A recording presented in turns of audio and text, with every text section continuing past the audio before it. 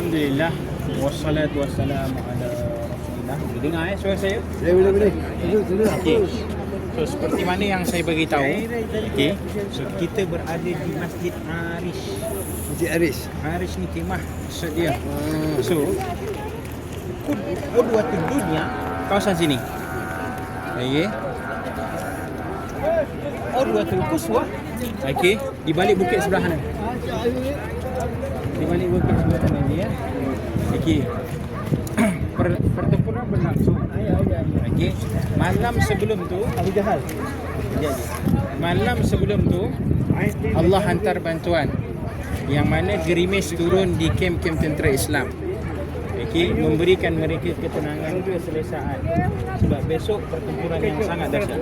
Sedangkan di Qudwatul Quswa Allah turunkan apa?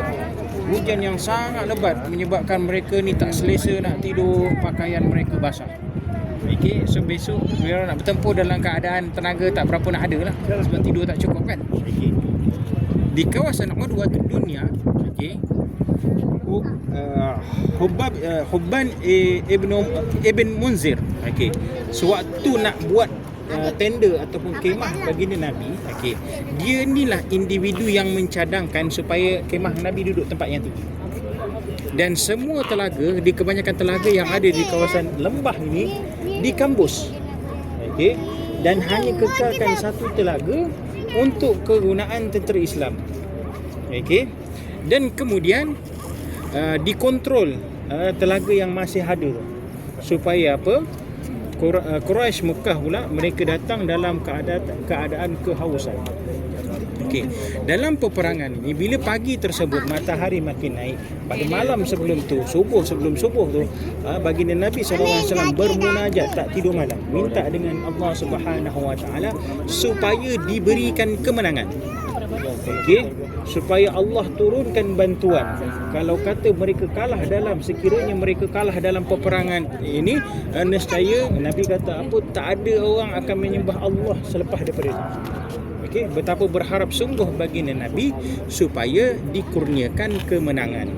Maka berlangsunglah pertempuran yang mana first pertempuran bila mana Quraisy datang dari arah sebelah sana. Okey, dia mula-mula open battle one by one. Okey, Saidina Hamzah turun bertembung. Dia diturunkan 3 orang. Saidina Ali, Saidina Hamzah, Ubaidah bin Haris. Okey, Saidina Ali sepupu Nabi, Saidina Hamzah pakcik Nabi, Saidina Ubaidah bin Haris sepupu kepada Nabi. Okey, kenapa pada awalnya Abu Jahal cabar?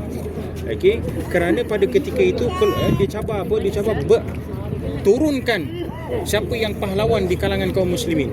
3 orang Ansar keluar. Abu Jahal tanya, ni siapa ni? Tak kenal.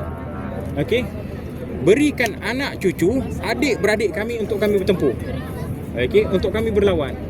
Maknanya dia cari siapa? Orang Muhajirin. Sebab tu Nabi suruh, Nabi panggil Saidina Hamzah, Saidina Ali, Saidina Ubaidillah bin Haris bertembung dengan siapa? Utbah bin Rabi'ah,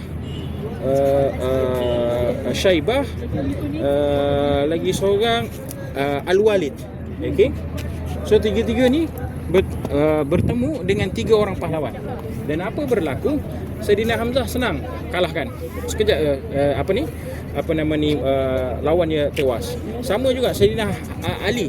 Okey, tetapi Saidina Ubaidah bin Haris, okey, apa berlaku dengan dia? Bila ditetak, dia pun kena, kawan tu kena, dia kena, sampaikan dia terjatuh dan akhirnya diselamatkan oleh Saidina Hamzah dan Saidina Ali. Dan yang bunuh dia tadi siapa? Al-Walid ini akhirnya ditetak oleh Saidina Hamzah. Okey, bila melihat keadaan sedemikian, so Quraisy Mekah dah jadi berbara. Ini tak boleh jadi ni, open battle kalah, one by one kalah. So mereka nak lakukan penyerbuan secara beramai-ramai. Dan pada ketika itu bertembunglah, okey, 2 kem tentera di antara baginda Nabi dan kaum muslimin dengan Quraisy Mekah. Okey, dalam hiruk pikuk berlaku pada ketika itu. Apa berlaku? Terdapat 2 orang budak kanak-kanak daripada Ansar. Dia tanya kepada Abdurrahman bin Abdul Rahman bin Auf. Okey, dia tanya, Pakcik kenal tak Abu Jahal? Okey, tak apa, kau ni siapa? Okey, kami budak ni, kami ni dengar Abu Jahal ni dia benci Nabi, benci Allah. Mana teruk hari ni. Kami nak bunuh dia bagi pihak baginda Nabi. Budak. Okey. Bukanlah budak, maksudnya macam orang akan orang muda lah, orang muda. Okey, dan kemudian apa berlaku? Okey.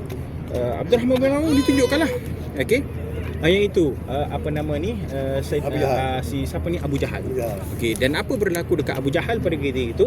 Okey, dua orang budak ni dia orang pakat sama-sama. Kita tak boleh main serbu je ni. Kita main kena pukul curi, mana tikam curi. Seorang libas dia punya kaki kuda, dan bila kaki kuda Abu Jahal ni dah terluka, terjatuh, seorang lagi libas pula Saidina Abu Jahal itu sendiri. Okay. Kemudian apa berlaku? Dua orang budak ni, salah seorang tu dilibas oleh tentera Quraisy. Dilibas dalam keadaan apa? Tangan dia terpotong. Okey, dan terkulai, ibarat yang bercantum tu tinggal kulit saja. Okey, so budak tu buat apa? Dia menahan rasa sakit, dia potong bagi habis, dan dia terus serang Abu Jahal. Okey, dan dia tak berjaya bunuh. Dan apa berlaku? Tapi Abu Jahal pada itu dah cedera dah. Okey, dan kawan yang lagi seorang ni, budak muda ni, okey, berjaya bersembunyi. Okay. Dan kemudian bila melihat keadaan itu, apa berlaku? Abdullah bin, saya sebut tadi, Abdullah bin Mas'ud.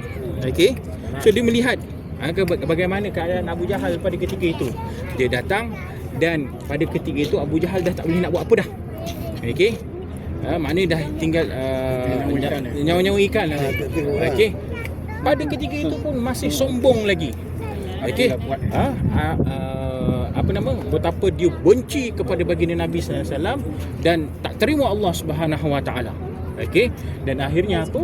Abdullah bin Mas'ud apa? Potong kepala dia, penggal. Okey, dan dibawa kepala Abu Jahal. Bila dibawa kepala Abu Jahal kepada baginda Nabi tak kenal. Okey, siapa tu? Okey, kemudian dia bagi tahu, inilah kepala kepada Quraisy Mekah yang menentang baginda Nabi sallallahu alaihi wasallam. Okey. Kemudian dalam peperangan ini, Umayyah bin Khalaf ini adalah salah seorang daripada pembesar di kota Mekah. Okey. Yang berlaku pada ketika itu, dia sewaktu di kota Mekah, dia seksa siapa? Dia seksa Saidina Ali. Dalam hiruk pikuk perang berlangsung ni, bagaimana Umayyah bin Khalaf ini bila ditawan oleh seorang Mus'ab bin Umair, kalau tak silap saya nama dia. Okey, so Mus'ab bin Umair kata dia ni adalah tawanan dia. Kemudian Saidina bila tengok dia ni ada ialah personal issue dulu. Hari ini bila dia bercakap dengan Mus'ab bin Umair, dia nak Umayyah bin Khalaf. Okey, pasal apa? Dia nak persembahkan dekat baginda Nabi, inilah orang yang seksa kaum muslimin, seksa Saidina Ali dahulu. Okey, tapi tak boleh bagi. Ini dah dikira tawanan, nak serah kepada baginda Nabi. Wahai orang-orang Ansar, Saidina Ali kata, ni di depan aku ini ada Umayyah bin Khalaf. Okey, so apa berlaku? Okey, semua duk kepung. Okey, kawan seorang ni tak bagi bunuh, nak serah kat Nabi. Yang lain apa berlaku pada ketika itu? Dicocok, ditikam sampailah Umayyah bin Khalaf pun mati dalam peperangan tersebut. Okey. Sepanjang peperangan boleh berlangsung, boleh dikatakan di kebanyakan ketua-ketua ataupun pemimpin Quraisy pada ketika itu, okey, mereka mati.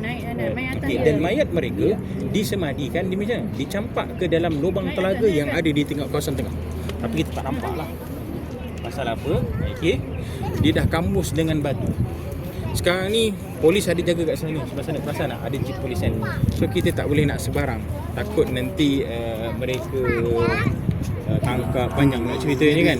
Kalau dulu tak ramai orang pergi Badar. Satu ialah mungkin sebab pendedahan ke macam mana kan. Dan kos orang kalau daripada Madinah nak bawa ke Badar, di kebanyakan travel dia additional cost. Cuma sekarang ni lewat kebelakangan ni orang semua nak pergi, orang nak tahu. Kemudian Indonesia buat pendekatan, includekan je terus. Sebab tu kita ada